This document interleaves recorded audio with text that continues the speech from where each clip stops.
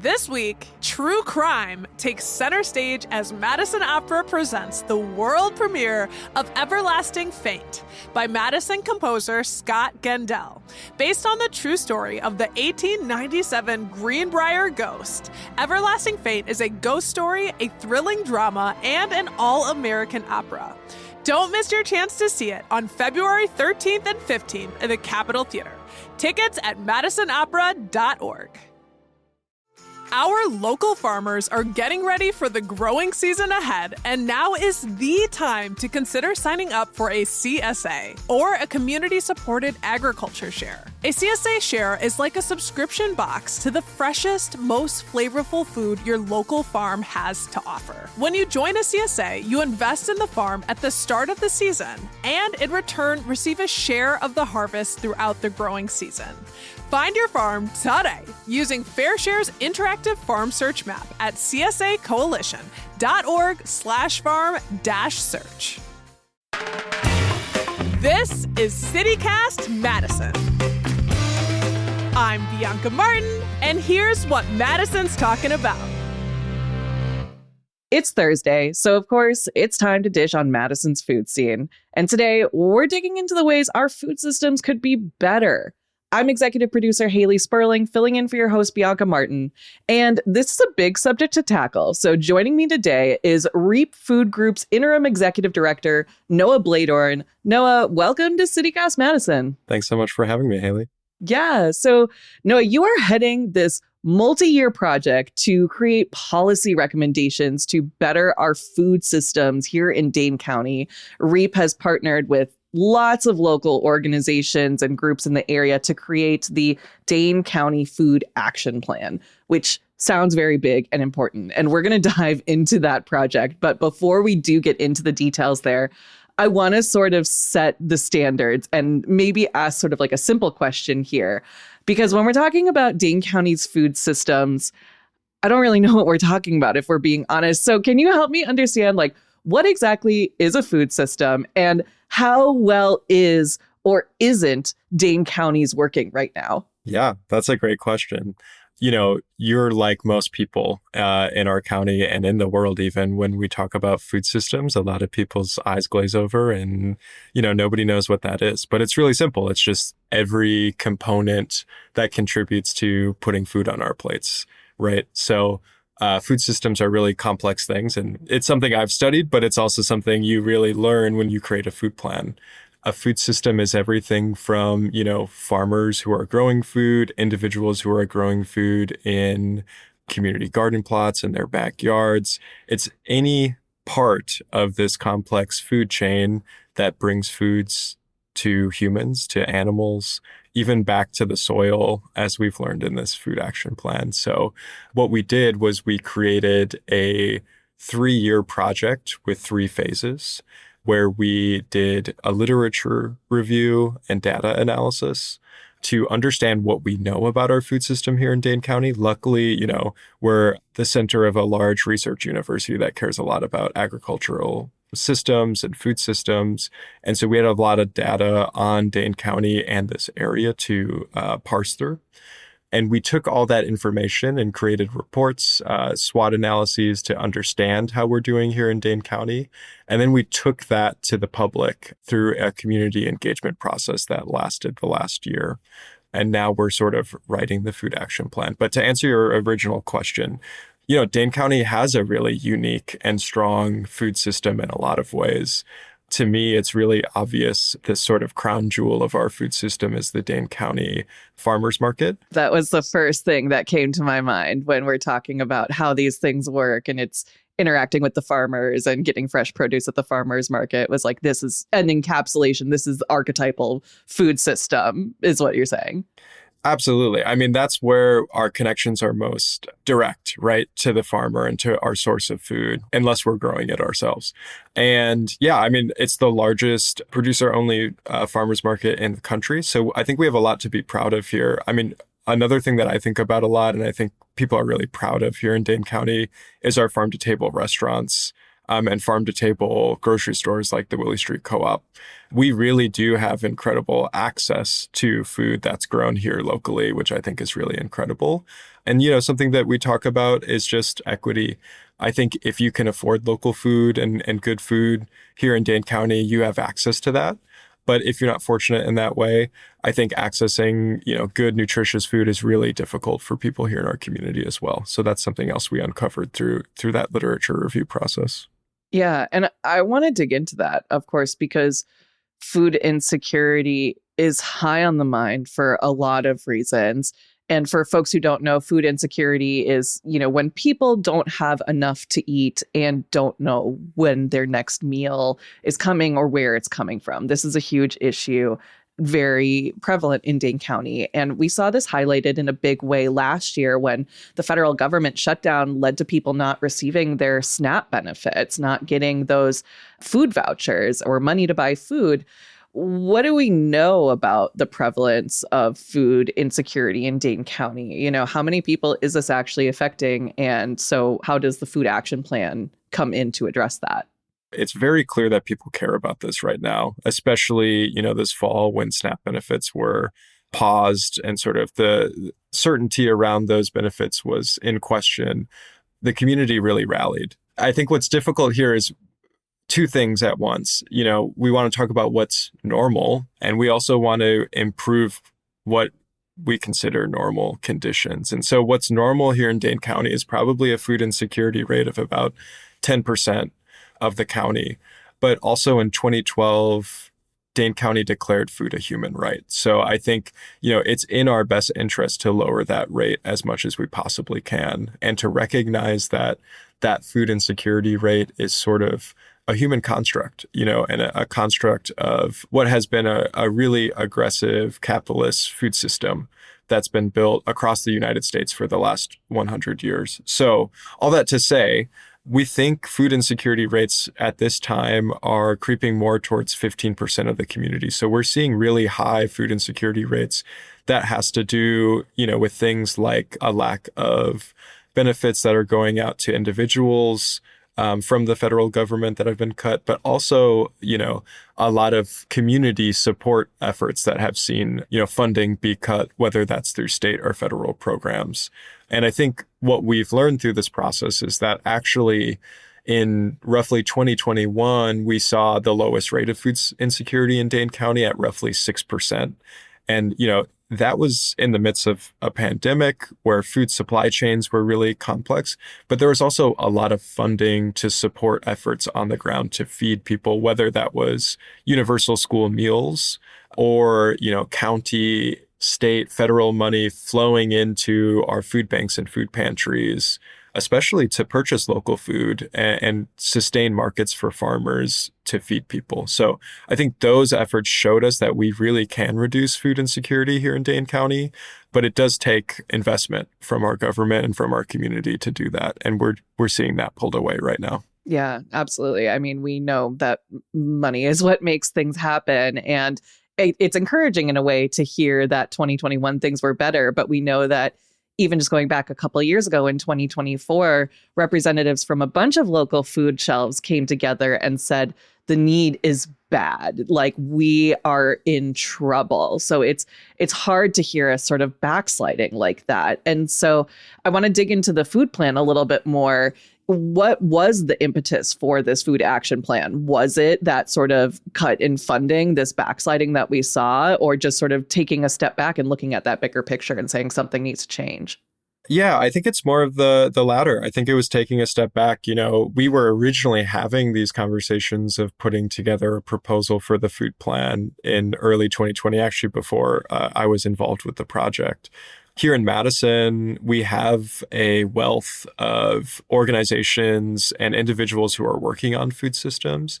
We were able to build on a lot of organizing work that has happened, really since like the 60s and 70s here in Madison, right? And we're getting to a point where, like I'm saying, we really do have this wealth of organizations: REAP, Rooted, Fair Share, Feed, Second Harvest, The River, the list goes on and on, so right? many good names here in Madison. Yeah, that's awesome. Absolutely. And the point of the food plan really is how do we unite all of these organizations and institutions so that we're working together towards a singular vision for the food system, and we can combine our resources and combine our efforts so that we don't create redundancies and we can best tackle these huge issues, whether it's food insecurity or whether it's things that are much larger than Dane County, which is like our agricultural production system, which also has really intense disparities in as well. So I think it's really about taking that bigger step back and looking at it from a 30,000 foot view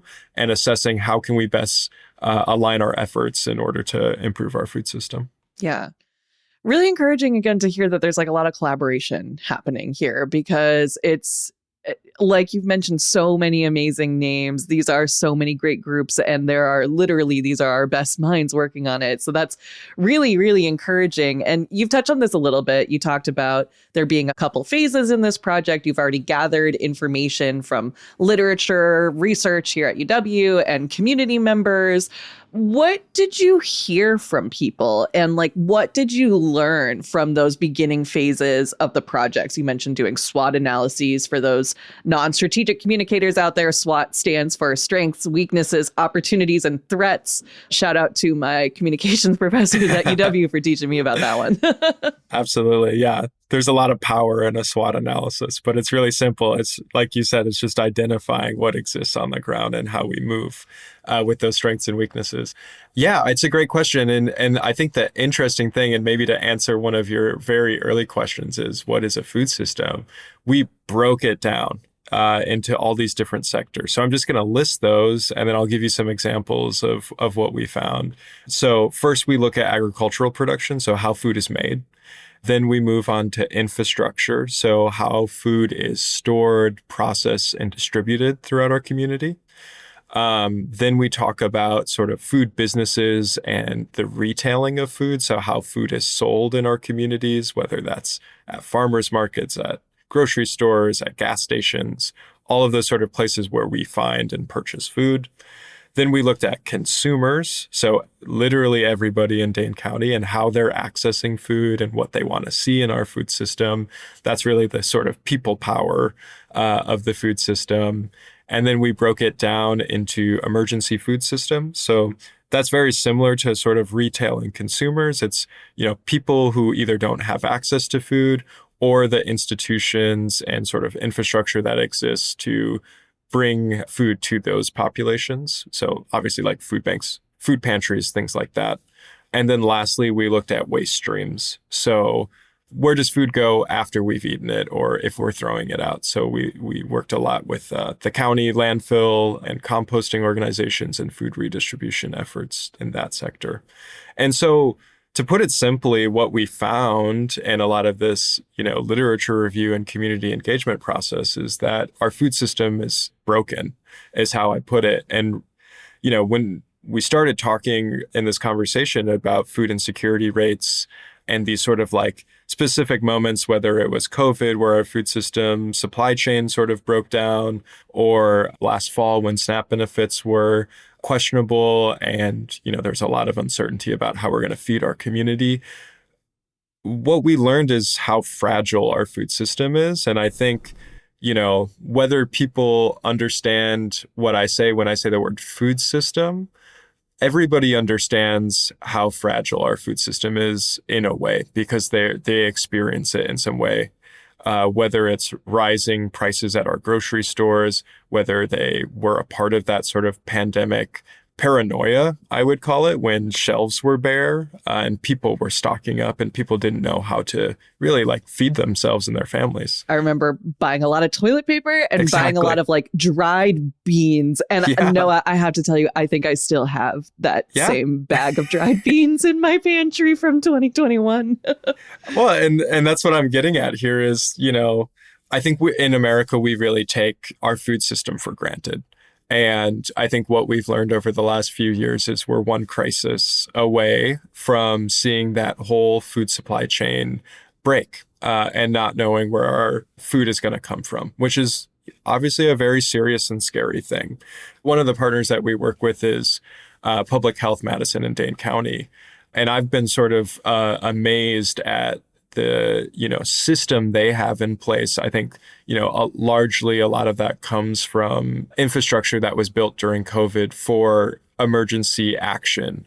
And, one outcome I'd like to see in the food plan is something similar to that. How do we prepare ourselves for a moment of crises where our food supply chain breaks down, that we can snap into action and feed our community in the best ways? And I think what we want to do in addition to that is also just set ourselves up for success for when that happens. And what we talk about a lot in the food plan is how do we grow more food for human consumption here in Dane County so that we have access to the means of production as a community in Dane County, so that we don't have to, rely on our food being imported from other countries, from other areas of the country that are susceptible to wildfires or water shortages or all these different things. Yeah. And I mean, when we talk about food grown in Dane County, can you give us a little bit of a picture, like how much of the food grown in Dane County is going to human consumption? Yeah. One of the numbers that we looked at in that lit review was we think somewhere around 5% of the agricultural land is used for food for humans. The 95%, the other side of that coin, is food for biofuel, ethanol for our cars. It's used for pharmaceuticals and plastic industries. Some of it's used for animal feed. A lot of that food is for commodity use, and it's shipped out of our area and put into a large, global commodities market. And, we don't really see those benefits in our own community for feeding our own people.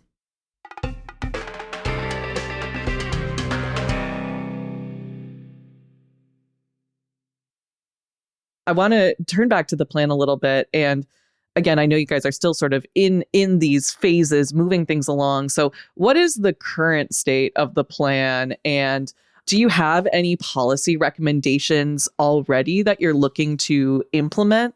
So I sort of alluded to the lit review process, the community engagement process. Now we're in the third and final phase, which is drafting the plan itself. And we should have the plan out by the end of April, early May.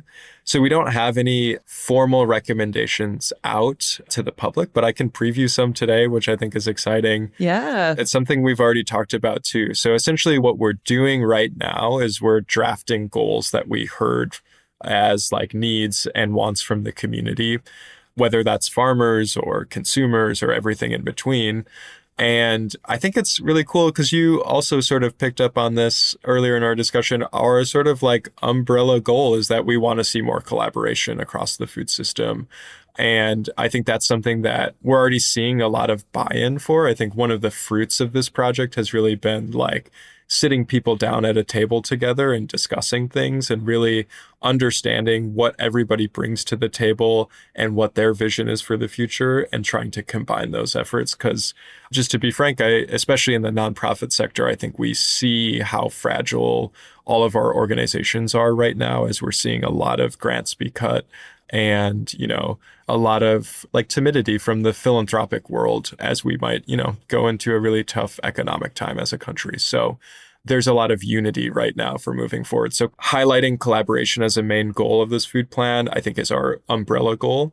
Another goal that we talk about that, we just touched on is we want to increase production of food for human consumption. And we're actually already seeing a lot of buy-in from the city and county government on that goal.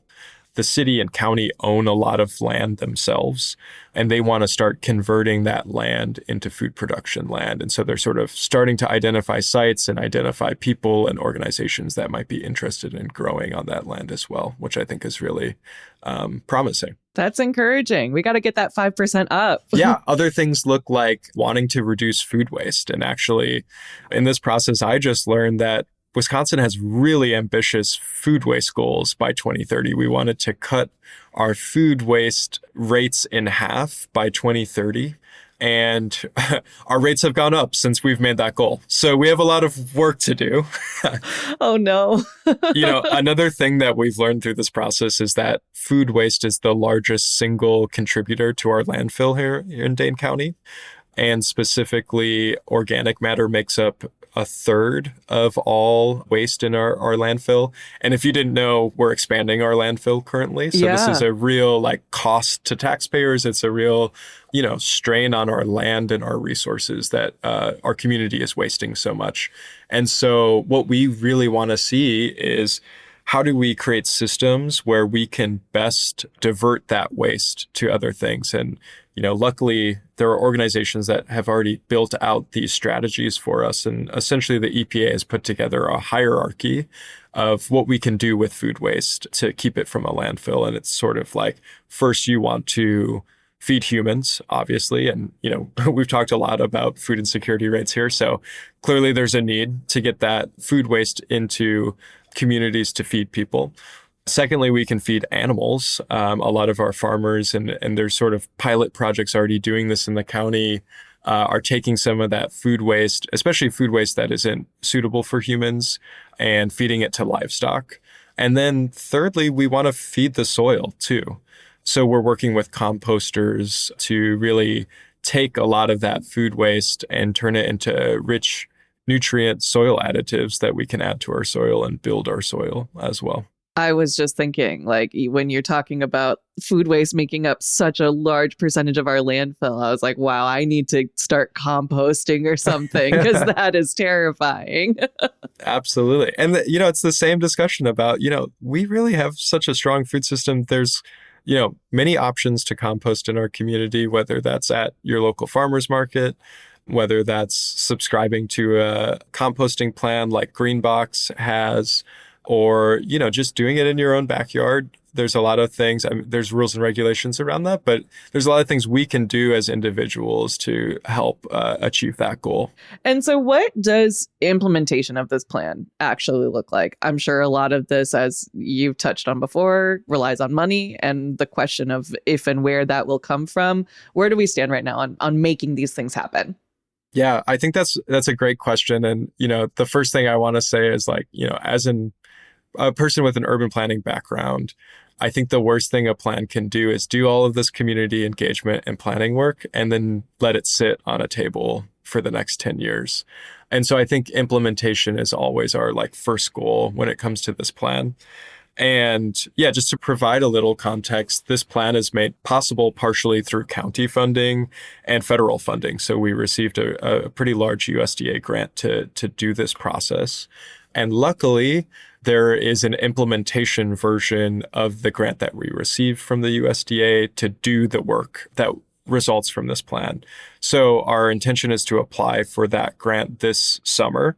But I'd be foolish to say that we can count on the federal government to fund the work that we're doing. So, that really puts a big question mark in how we're going to implement this plan. Obviously, we want to sit down with city and county government officials and see if there's any money that they'd be willing to put up to support implementation, as well as talking with the philanthropic community here in Madison. But regardless of if we're able to do sort of a large capital campaign to do implementation projects, I think what we've already been able to do sort of through that buy-in that I talked about with community partners is start aligning our strategic work with the food plan goals. So we sort of have this two options in front of us. One being, a well-funded, we're going to do all these pilot projects and fund efforts to accomplish these goals. And the other one is sort of a decentralized, hey, we're all committing to doing this work and we're going to start aligning our projects towards committing these goals.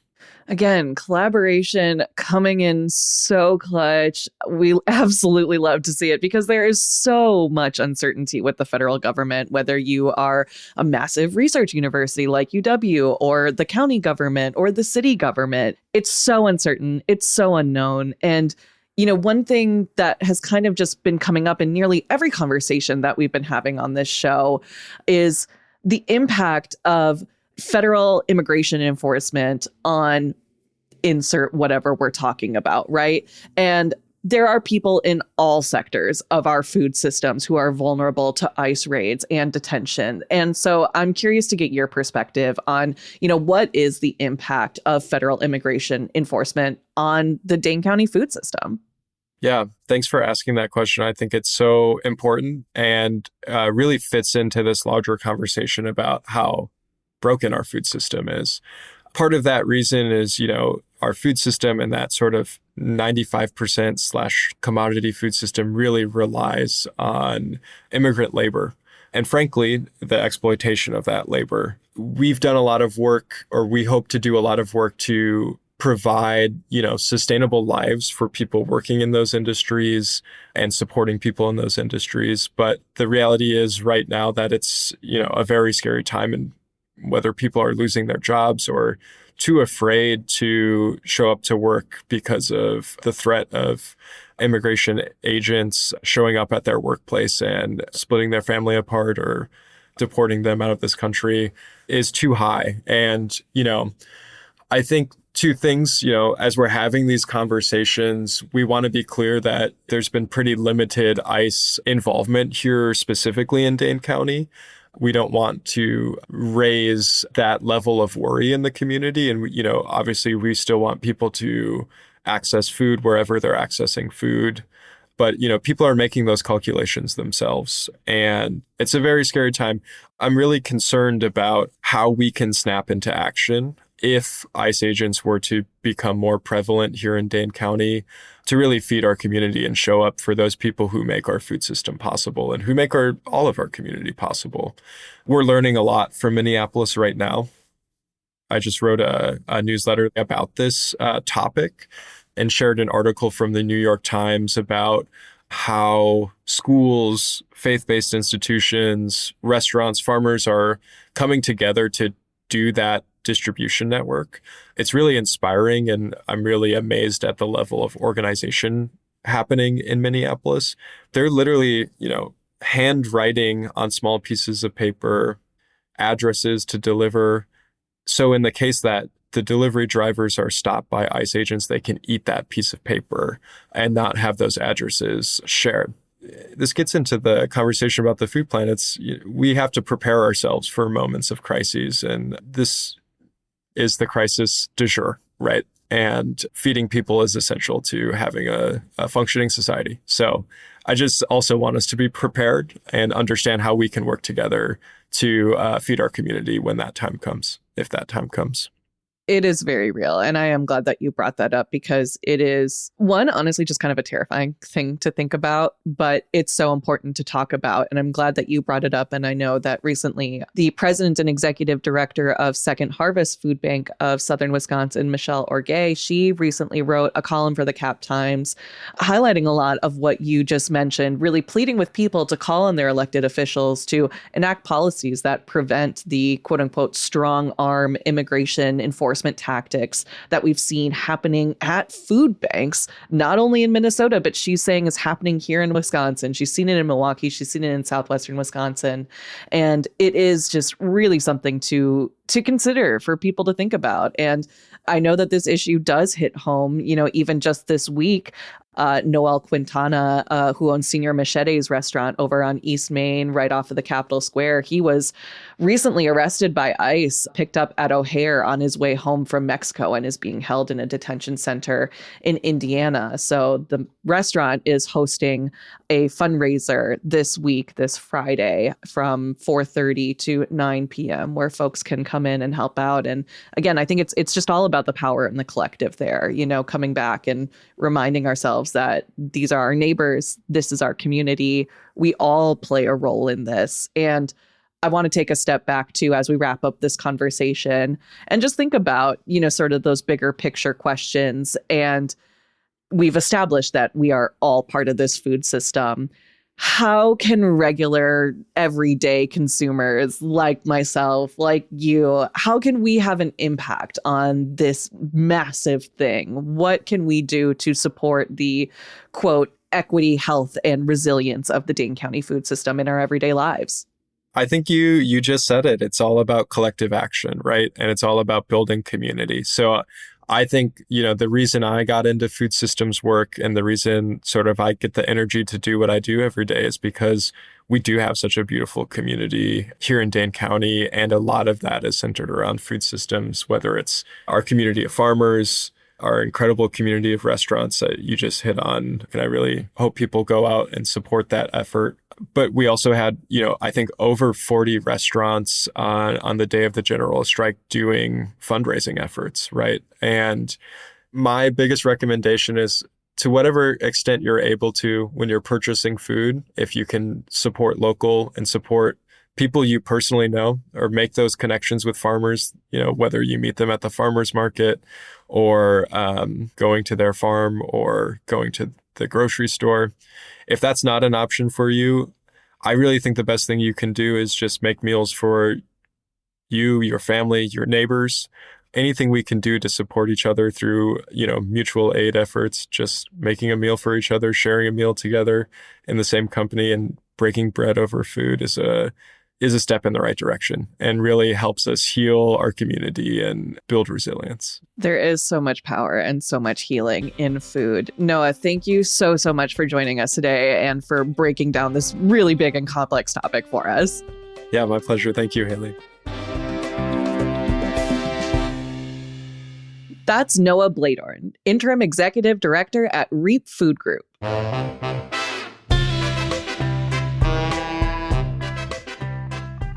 That's all for today here on CityCast Madison. I'm Haley Sperling, sitting in for your host, Bianca Martin. Don't forget, you can support this show and get great perks by becoming a CityCast Madison neighbor at membership.citycast.fm. If you enjoyed today's show, why not share this episode with someone who's thinking about the bigger picture? And maybe talk about it over dinner.